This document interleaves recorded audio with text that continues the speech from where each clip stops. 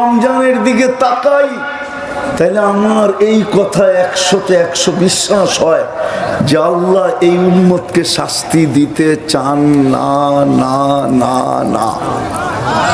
এটা আমার কল না, আলী রাদিয়াল্লাহু তাআলা আনহুর কল। যে আমি যখন রমজানের দিকে তাকাই, রমজান অ্যানালাইসিস করি, চিন্তা করি, তো আমার ভিতরে 100-তে 100 বিশ্বাস আসে যে আল্লাহ এই উম্মতকে শাস্তি দিতে চান চান। আরে জোরে বলেন, চান? শাস্তি দিতে চান না। শাস্তি যদি দিতে চাইতেন তাহলে এক রমজানকে কেন 89 বছর 2 মাস বানাইলেন? খায়ের যদি বাদও দিই, খায়ের তো হুজুরদের জন্য আল্লাহ যোগ করছে। খায়ের যোগ করছে কাদের জন্য? হুজুরদের কারণে। কেননা হুজুররা এক ফতোয়া দিয়া দিবে, তাসালসুলের ফতোয়া, যে 79 বৎসরের 89 বৎসরের ভিতর তো আবার 89টা লাইলাতুল কদর আছে, ওর ভিতরে আবার 89টা আছে, ঠিক না? তা আল্লাহ প্রথম বলছে খায়ের, ওয়ালি খায়রি লা নিহায়া, আল্লাহর খায়ের কোনো নেহায়া নাই। হুজুর গো তাসালসুলের জবাব দিয়া দিছে, তোমাদের সব তাসালসুলের জবাব খায়ের ভিতরে ঢুকায়া দিলাম, খায়রুম মিন আলফি শাহর। আমি শুধু আলফে শাহর বললাম, 1000 মাস।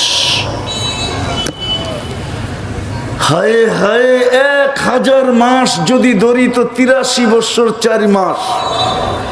রমজান 1 মাস যদি তাকায়া দেখি তো 70 মাস। 70 মাসে 5 বছর 10 মাস। 83 লোকে 5 যোগ করেন 88। এইখানে 10 মাস, ওইখানে 4 মাস, কয় মাস? 14 মাসে 1 বছর 2 মাস। 88 সাথে আরো 1 যোগ হলো 89 বছর 2 মাস। আরো 2-4টা দেখাবো? দেখাবো। আর একটা দেখাই, আর একটা দেখাই। আল্লাহ রসুল বলতেছেন, মান ফাত্তারা সাইমান মুজগাতা মা শুরবাতা মা, মুজগাতা না, মুজগাতা লাবান, শুরবাতা মা, যে রোজাদারকে 1 ডোব পানি দিয়া রোজা খোলাইলো, ফালাহু ইতকু রাকাবাতিন, সে তার গর্দানকে জাহান্নাম থেকে মুক্ত করে ফেলল। ওই রমজান আসতেছে, এটাই সবচেয়ে বড় রহমত এই উম্মতের জন্য। হুজুররা একমত হবে কিনা জানি না। 1 রমজান কমর কাইছা গামছা বান্দা কোমরে যদি ইবাদত করলো যুবক, 11 মাস যদি নাও করলো, আর আল্লাহ যদি জিজ্ঞাসা করলো, কিরে 11 মাস করলি না কেন? তোর কাছে বলার যুক্তি আছে, আপনার হাবিবি তো বলছে 1 মাস 70 মাস, ফরজ 70 গুণ বাড়ায়া দিছেন আপনি, তো আমি তো 70 মাস করলাম। 12 মাসে 1 বছর, 12 মাস বাদ দিয়ে দেন, কিচ্ছু দিয়েন না, তারপর তো 58 মাস আমার কাছে থাকে, আমি 58 মাসের পাওনা আপনার কাছে। বলো যুবক, কেমন রহমত? পায়ে হাত দিয়া বলি, রমজান চলে আসছে, আপনাদের পায়ে হাত দিয়া বলি। এই জন্যই তো চিৎকার দেই, মুসলমান উম্মতে মুহাম্মদি যদি, মুহাম্মদুর রাসূলুল্লাহ সাল্লাল্লাহু আলাইহি ওয়াসাল্লামের উম্মত যদি একটা মাসও কমর বান্দা ইবাদত করতো, 100-এ 100, 100-তে 100, প্রত্যেক ঘরের মহিলারা যদি সামনের ঘরকে বলতো, বোন আমি গরিব কিন্তু যা পারবো আমি ডেলি তোর ইফতার পাঠাবো, তুই দয়া করে পায়ে ধরি, তুই ইফতার পাকাইস না। যদি সামনের ঘরওয়ালা জিজ্ঞাসা করতো, বোন কেন? বলে শুনছি হুজুরের কাছে কিতাবে নাকি আছে, হাদিসে নাকি আছে, রোজাদারের ইফতার করাইলে জাহান্নাম থেকে মুক্তি মিলবে, আবার রোজার সওয়াবও পাওয়া যাবে, আমি তোর ইফতারি ডেলি যা পারি পাক করে পাঠাবো। তো সামনের বোনও বলতো, তাইলে আমিও তোরটা পাক করে পাঠাবো, তুইও পাকাইস না। আমার পরিবেশটা এরকম হতো, আমার পরিবেশটা এরকম হইতো। প্রত্যেক বাড়িওয়ালা রাস্তার পাশে যার বাড়ি, আজানের 2 মিনিট আগে রাস্তায় দাঁড়ায় যেত, পানির জগ নিয়া অথবা পানির গ্লাস নিয়া যে কোনো পথিককে যদি পাই রোজাদার, যদি আমি জোর করে এক টোপ পানি দিয়া রোজা খোলাইতে পারি, তো দুজাহানের বাদশাহ বইলা গেছেন, কিয়ামতের রাজা বইলা গেছেন মুহাম্মদুর রাসূলুল্লাহ, কিয়ামতের রাজা, দুজাহানের বাদশাহ, যার রহমতের ছোঁয়া দিয়া সব তৈরি।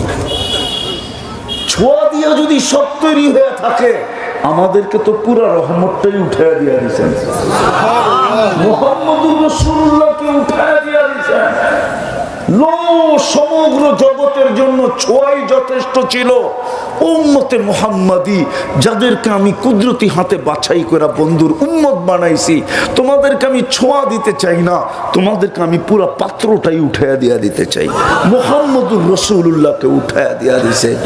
আসেন আজকে আমরা তওবা কইরা সামনের যে মাসটা আসতেছে রমজান, বিশেষ করে আমি যুবকদের পায়ে হাত দিয়া বলবো, তুমি 11 মাস কি করো আমার বিষয় না, কোথায় কাটাও আমার বিষয় না, কোথায় থাকো আমার বিষয় না, কি দেখো আমার বিষয় না।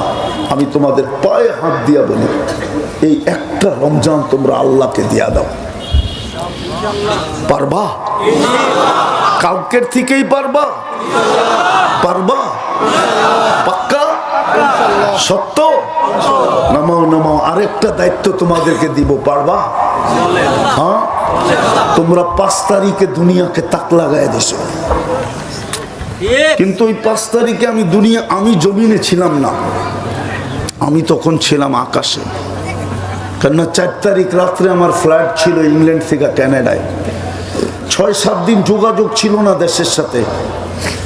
আমি যখন কানাডায় নামছি তখন সকাল 8টা বাজে কানাডার টাইম, তোমাদের এখানে রাত্র 10টা হয়ে গেছে, দিন পাড়া। আমি নাইমা শুনছি দেশ স্বাধীন হয়ে গেছে। ওই দিন থেকে আমার বুকের ভিতরে একটা বিশাল বড় একটা আশা তোমাদেরকে নিয়ে, বিশ্বাস আমার ভিতরে জন্মায় গেছে। এই জন্য আমি প্রত্যেক ওয়াজে এটা বলি, আমি এটাকে না বইলা পারি না। আমার বিশ্বাস জন্মায় গেছে যে আমার যুবকরা 5 তারিখে দুনিয়াকে জাদু দেখায় দিছে।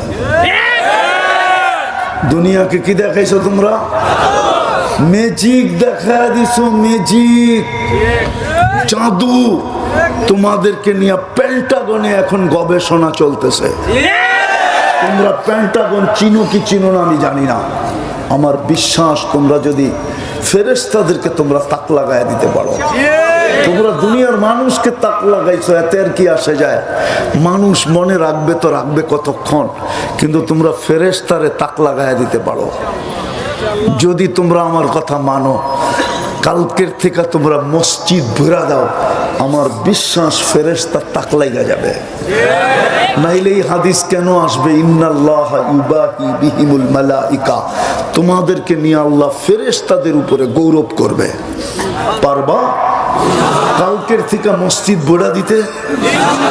কি বলে যুবকরা, পারবা? হ্যাঁ, আনো ইসলাম, আমি ইসলামে লেখা দিব, ফেরেশতা তাক লাগা যাবে। যে করছে কি যুবকরা? আল্লাহর ঘর ভরা দিছে। তোমরা দায়িত্ব নাও যে আমরা মসজিদ ভরা দিব, নাইলে শেষ কথা। নাইলে আমি আজ থেকে বহুত দিন, প্রথম সুনামির পরে দেখছি, 3.5 মাস পরে আমার সফর ছিল ইন্দোনেশিয়ায়, যেখানে সুনামি আসছিল। আমি 350 কিলোমিটার এই 2 চোখে দেখছি, একটা বাড়িও দাঁড়ানো ছিল না। ঢাকার থেকে আমার ফ্লাইট ছিল জাকার্তা 8.5 ঘন্টা, কিন্তু আল্লাহর কুদরত দেখছি 350 কিলোমিটারের ভিতরে একটা মসজিদে একটা সুতার দাগ ছিল না, কিচ্ছু হয় না। কিন্তু 350 কিলোমিটারের ভিতরে একটা বাড়িও দাঁড়ানো ছিল না। মসজিদ এখন কাঁদতেছে, বদদোয়া না দিয়া দেয়, কাঁদতেছে কাঁদতেছে মানি, নাইলে কবি কেন লিখবে মুসল্লি, মসজিদ কাঁদতেছে, আল্লাহ মুসল্লি কাহা হ্যায়, মুসল্লি কোথায়? জমিন কাঁদতেছে, নামাজি কাহা হ্যায়, নামাজি কোথায়? বদদোয়া না লাগা যায়। আমাদের ঘরগুলা থাকবে না, আমরা থাকবো, মসজিদ থাকবে। এই জন্য তোমাদের পায়ে হাত দিয়ে বলি, তোমরা পারবা। আল্লাহ তোমাদের ভিতরে জাদু দিছে।